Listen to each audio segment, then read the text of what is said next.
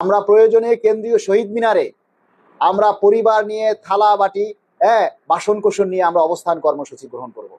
Gazette প্রকাশ না হওয়া পর্যন্ত আমরা প্রয়োজনে উঠবো না। এই মানসিকতা কার কার আছে, এজন্য কারা কারা আপনারা প্রস্তুত গ্রহণ করছেন? তবে সবাইকে একটা কথা আমরা স্পষ্ট বলতে চাই, যেহেতু মাননীয় প্রধানমন্ত্রী সরকার গঠন করার অতি অল্প সময়ের মধ্যেই আমাদের এই পে স্কেলের গেজেট জারি করবেন বলে আমরা বিশ্বাস করি। কেননা আপনার এই পে স্কেলের ঘোষণাটা কিন্তু জাতীয় সংসদে ঘোষণা হয়েছে, সুতরাং এইটাকে হেলাফেলাভাবে ভাবার কোনো অবকাশ নেই। আমরা সকল সংগঠনের সকল প্রেসিডেন্ট সেক্রেটারি সহ সবাইকে আমরা সাদরে আমন্ত্রণ জানাই, দয়া করে ইগো ভুলে, হিংসা বিদ্বেষ ভুলে আপনারা সবাই আগামী 7 আগস্ট আমাদের আমন্ত্রণে জাতীয় পে স্কেল প্রাপ্তির লক্ষ্যে আমাদের কাউন্সিলকে, আমাদের সংগঠনটাকে শক্তিশালী করার লক্ষ্যে আপনারা সবাই চলে আসুন আগামী শুক্রবার জাতীয় প্রেস ক্লাবে। দেখুন, আমরা যে সংগঠনটা করছি,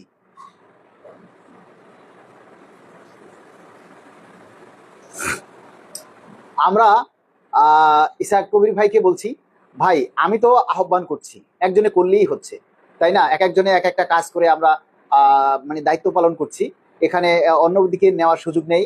আপনি আমাদের গুরুজন, আপনার প্রতি শ্রদ্ধা ভালোবাসা সবসময় থাকবে ইনশাল্লাহ। আমরা আগামীকাল সচিবালয়ে আমরা যাব, আমাদের কাউন্সিলের দাওয়াত কার্ড নিয়ে বিভিন্ন সচিব সহ অন্যান্য যারা আছেন তাদেরকে আমরা দাওয়াত দিব ইনশাল্লাহ। তবে একটা কথা ঠিক আমরা মনে করিয়ে দিতে চাই যে আমাদের তীব্র আন্দোলনের মুখেই কিন্তু পে কমিশন গঠিত হয়েছে, এটা কিন্তু 100% ঠিক।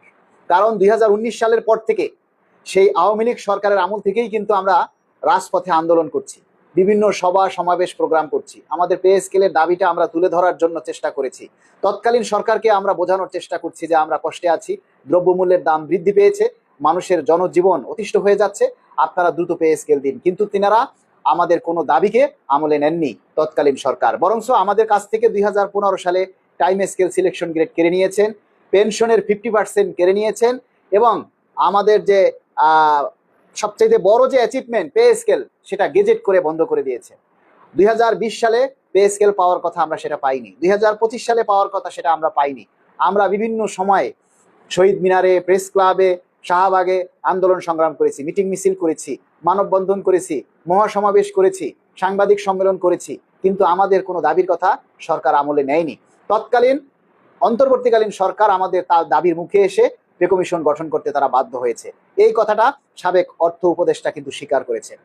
এখন আপনারা বলেন, আন্দোলন ছাড়া কি কোনো দাবি বাস্তবায়ন করা সম্ভব? তবে আমরা এই সরকারকে, বর্তমান সরকারকে ধন্যবাদ জানাই, কৃতজ্ঞতা জানাই যে এই সরকারের যে প্রধানমন্ত্রী জনাব তারেক রহমান, তিনি কিন্তু আমাদের এই দাবির কথাগুলি উপলব্ধি করে, কর্মচারীদের দুঃখ কষ্টের কথা চিন্তা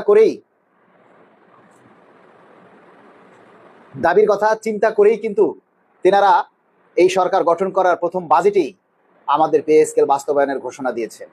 এবং সেই ঘোষণাটা কোনো মানে কি বলে, সচিবালয়ের বারান্দায় বসে হয়নি, কোনো সচিবের মানে লিফটে ঢোকার আগে দাঁড়িয়ে হয়নি, সেটা হয়েছে মহান সংসদে, যেখানে মাননীয় প্রধানমন্ত্রী এবং মহামান্য রাষ্ট্রপতির অনুমোদন সাপেক্ষেই কিন্তু সেই পে স্কেল 1 জুলাই থেকে বাস্তবায়নের ঘোষণা দেওয়া হয়েছে।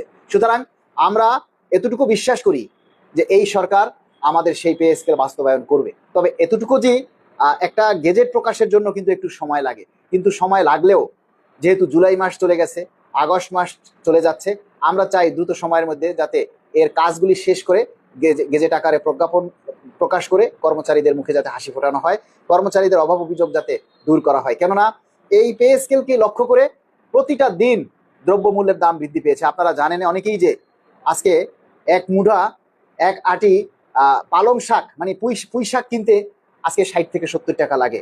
আজকে বাজারে 120 টাকার নিচে কোনো তরকারি নেই। আমাদের সাধারণ মানুষ কিভাবে চলবো বলেন? আর একটা সবচেয়ে বড় কথা কি, এই পে স্কেলকে কেন্দ্র করেই কিন্তু এই দ্রব্যমূল্যের দামগুলি প্রতিনিয়ত বেড়েই চলছে।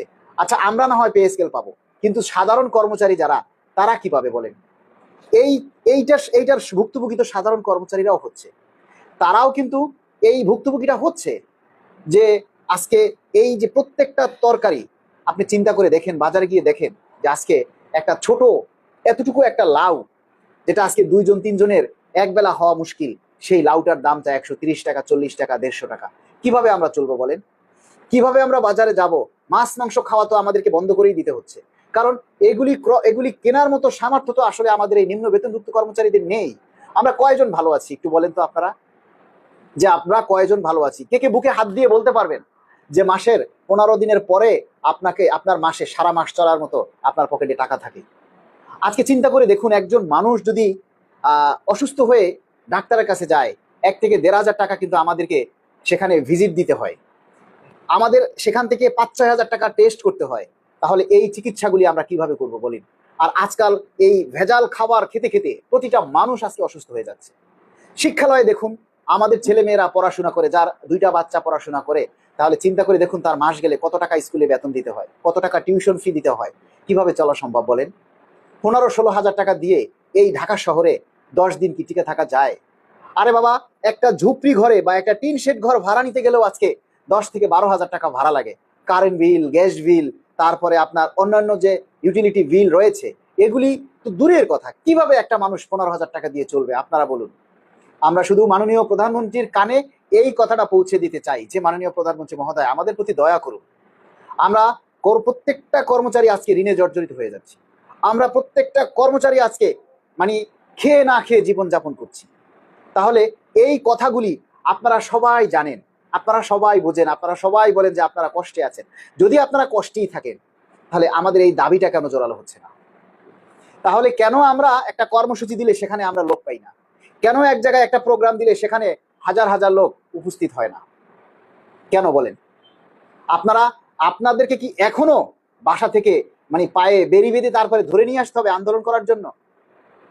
যারা দ্রুত সময়ের মধ্যে আমাদের এই পে স্কেলের প্রজ্ঞাপন চান, যারা দ্রুত সময়ের মধ্যে পে স্কেল বাস্তবায়নের জন্য আমাদের সাথে একাত্মতা প্রকাশ করতে চান, আমরা সবাইকে অনুরোধ করব, আগামী 7ই আগস্ট শুক্রবার সকাল 9 ঘটিকায় জাতীয় প্রেস ক্লাবে চলে আসুন। আমাদের বাংলাদেশ সরকারি কর্মকর্তা কর্মচারী কল্যাণ সমিতির এই কাউন্সিলকে সফল করুন, আমাদের হাতকে শক্তিশালী করুন, এবং সেই সাথে বজ্রকণ্ঠে সবাই আমরা আওয়াজ তুলতে চাই যে আমরা আগস্ট মাসের মধ্যেই যেন আমাদের প্রজ্ঞাপন পাই।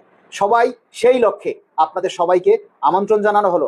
আপনারা যদি এই কাউন্সিলে আগামী 7 তারিখ আমাদের এই মিটিংয়ে, আমাদের এই সবাই যদি আপনারা উপস্থিত হয়ে সফল না করতে পারেন, তাহলে বুঝবো যে আমরা কর্মসূচি দিলেও সেটা সফল হবে না। তারপরে আমরা চিন্তা করব যে আসলে আমরা কোনো কর্মসূচি দিব কিনা। আগামী 7ই আগস্ট বলে দিবে আমরা পরবর্তীতে কোনো কর্মসূচি আসলে দিতে পারবো কিনা, বা দিলে সেখানে আপনারা উপস্থিত হবেন কিনা। যদি আপনারা উপস্থিত হন, তার প্রমাণস্বরূপ আগামী 7 তারিখে উপস্থিত হন। আর তা না হলে আমরা এই কর্মসূচি দিয়ে বিপদে পড়তে চাই না। আমরা কোনো মানে কি বলবো, আমরা এই লোক দেখানো কর্মসূচি দিতে চাই না। আপনারা যদি উপস্থিত হতে পারেন, আপনারা যদি আগামী 7ই আগস্ট উপস্থিত হতে পারেন, তাহলে ইনশাল্লাহ আমরা মনে করবো যে না, আপনারা কর্মসূচি দিলে আপনারা উপস্থিত হবেন।